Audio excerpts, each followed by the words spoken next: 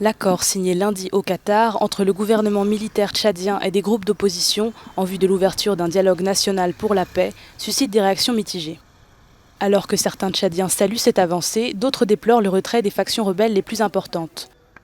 Le Front pour l'alternance et la concorde au Tchad, le FACT, a annoncé qu'il ne participerait pas au dialogue national, tout comme le Conseil de commandement militaire pour le salut de la République.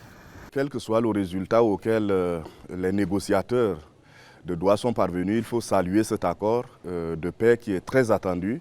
C'est depuis 5 mois que nous attendons cet accord pour permettre donc aux politico-militaires de venir participer au dialogue. 9 ou 10 de ces membres de politico-armés n'ont pas eu à poser leur ceinture sur ce papier. Je pense qu'il y a encore un problème, donc il fallait peut-être faire en sorte qu'il y ait un climat qui doit permettre à ce que tout le monde puisse vraiment prendre part.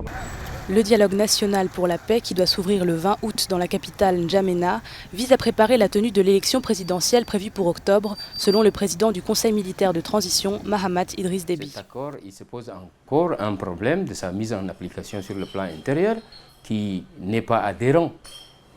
Aujourd'hui, la plupart des organisations de la société civile, en tout cas les plus majeures, et aussi les acteurs politiques les plus majeurs de l'intérieur du pays, n'adhèrent pas au processus. Mahamat Zene Cherif, le ministre des Affaires étrangères du gouvernement intérimaire, a reconnu que des discussions difficiles avaient lieu à Doha, mais a déclaré que le FACT avait manqué une occasion historique d'aider le pays. Le Tchad est considéré comme un acteur essentiel de la lutte contre le terrorisme dans la région du Sahel.